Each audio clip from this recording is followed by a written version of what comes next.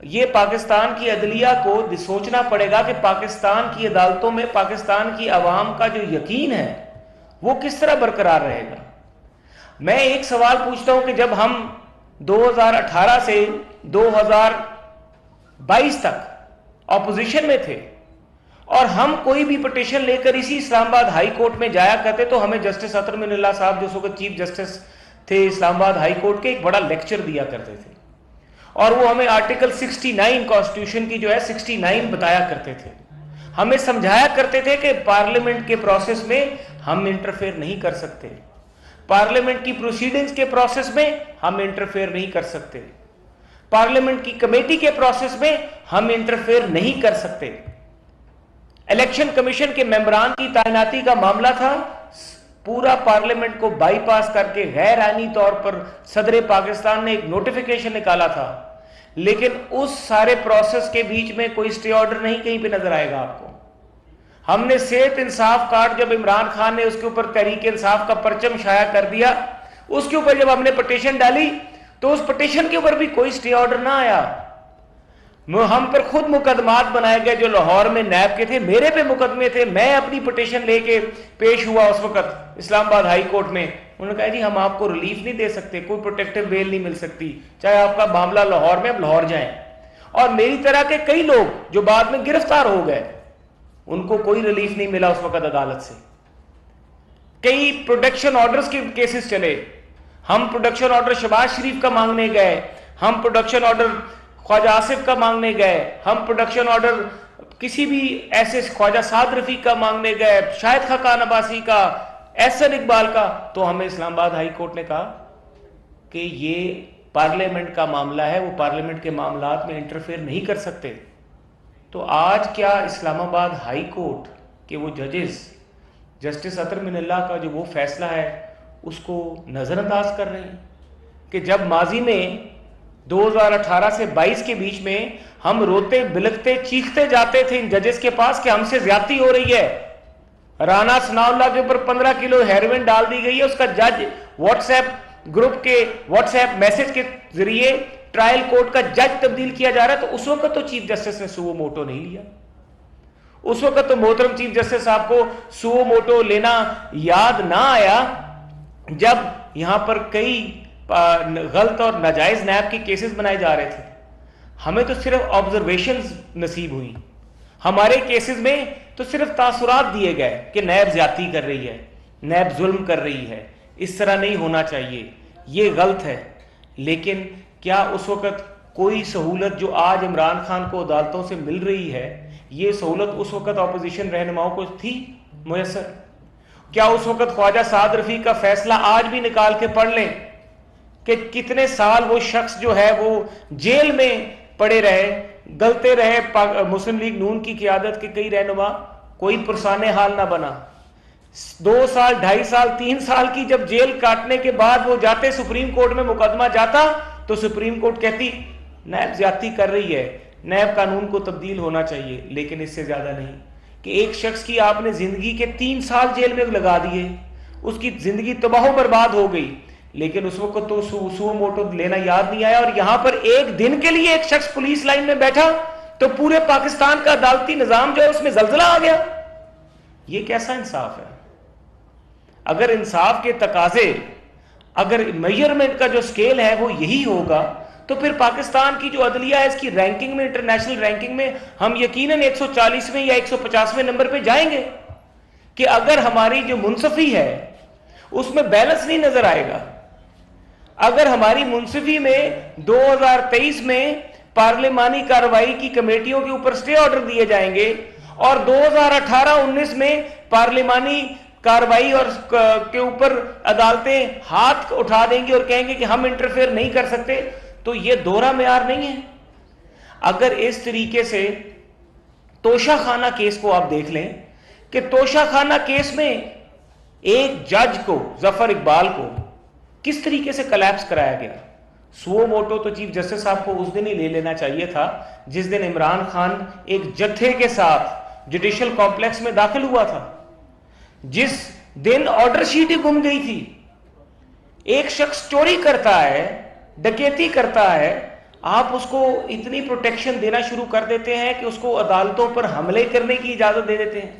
Lower judiciary کے ججز کی جب تصویریں تحریک انصاف کے لوگوں نے ٹویٹ کی، لوور جوڈیشری کے ججز کی تصویریں اور ان کے پتے تحریک انصاف کے ممبرز نے جب ٹویٹ کیے، سو موٹو تو اس وقت لے لینا چاہیے تھا، کیونکہ آپ وہ سرپرستی کرتے ہیں لوور جوڈیشری کے ججز کے. زیبا چودھری کا واقعہ ہو، ظفر اقبال کلیپس کر گئے. ایک جج کو، میں خود اس دن جوڈیشل کمپلیکس میں تھا، میں نے اپنی آنکھوں سے حال دیکھا کہ آپ نے ایک پری پلان طریقے سے ایک شخص حملہ آور ہوتا ہے جوڈیشل کمپلیکس پہ، جج مینٹلی طور پہ کلیپس کر جاتا ہے، اس کے سامنے ہزاروں کا جتھا بندہ لے کے اندر آ جاتا ہے. تو جو سہولت اس کو میسر کی، اس پہ تو سو موٹو نہیں لیا کہ آپ کو کس طریقے سے پرمیشن ہے کہ آپ پورا جلوس لے کے عدالت میں جائیں. جب آپ نے ایک چوری کی ہے، ایک ڈکیتی کی ہے، توشہ خانہ سے مال بنایا ہے، پیسہ چوری کیا ہے آپ نے اور بشرا بیگم نے، تو پھر اس کے بعد آپ کے پاس یہ اختیار ہے کہ آپ جب بھی آپ پر فرد جرم لگنے لگے، 8 ماہ سے ستمبر میں توشہ خانہ کا فیصلہ آیا، ستمبر، اکتوبر، نومبر، دسمبر، جنوری، فروری، مارچ، 8 ماہ گزر گئے. تقریباً 8 ماہ گزرنے کے بعد ایک شخص پہ فرد جرم تو نہیں لگی. نواز شریف کا تو مقدمہ آپ نے چند دنوں میں فیصلہ کر دیا. کیا نواز شریف کو ضمانت کی سہولت میسر ہوئی؟ اس کی بیٹی کو میسر ہوئی؟ یہاں پر تو ابھی نیب کا مقدمہ کا آغاز نہیں ہوا، القادر ٹرسٹ کا، تو آپ نے اس سے پہلے ہی اس کی ضمانت لے لی ہے.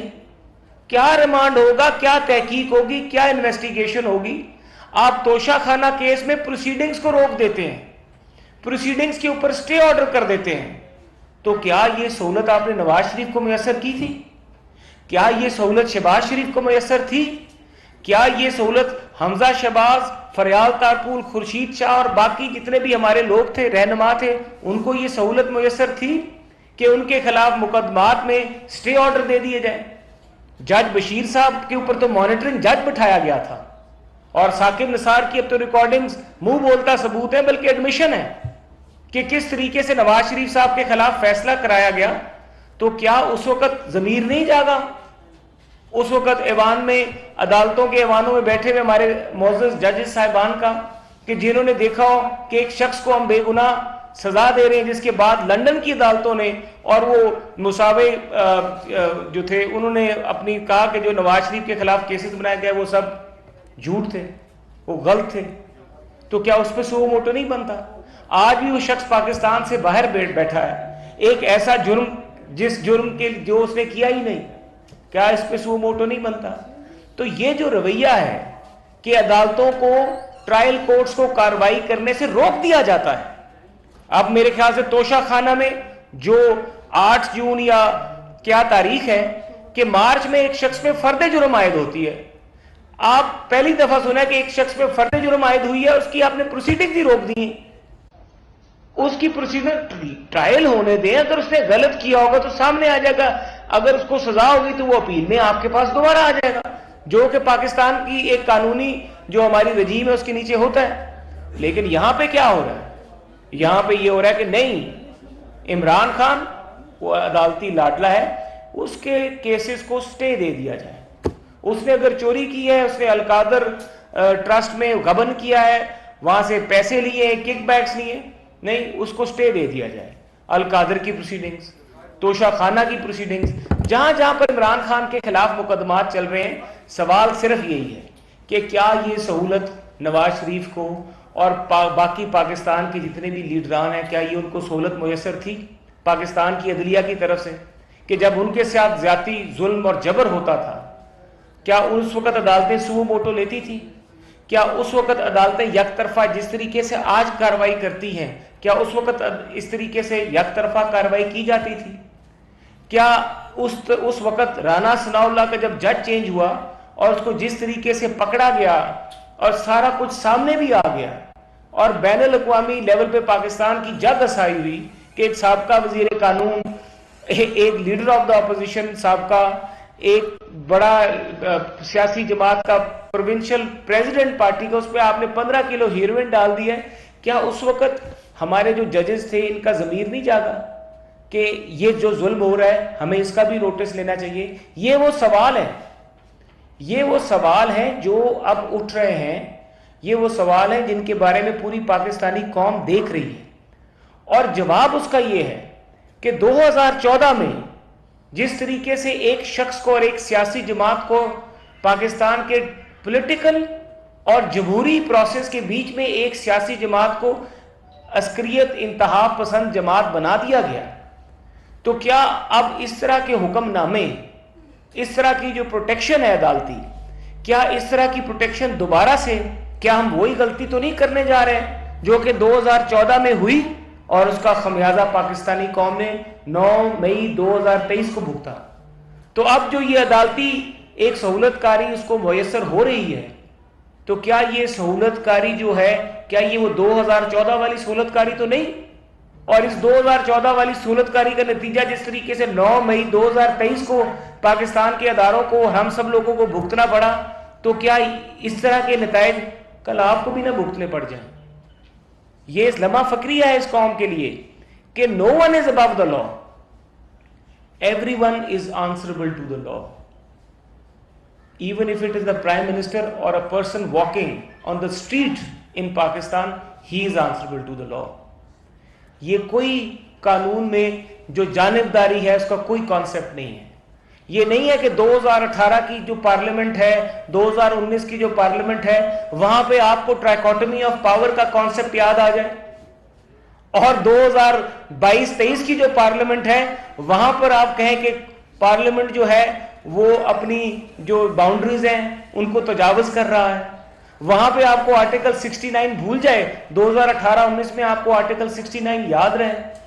تو یہ جو دوہرا معیار ہے اب پاکستان کی عوام کے سامنے آ رہا ہے, اور یہ دوہرا معیار زیادہ عرصہ چل نہیں سکتا. اگر پاکستان نے گرو کرنا ہے, پروگریس کرنا ہے, تو پاکستان کے بیچ میں سیپریشن آف پاور اور ٹرائیکوٹمی آف پاور ہونی پڑے گی. ہر ادارے کو اپنی اپنی باؤنڈریز میں رہ کے کام کرنا پڑے گا. پارلیمنٹ کے کام میں عدلیہ کو یہ حق حاصل نہیں کہ وہ قانون سازی کرے.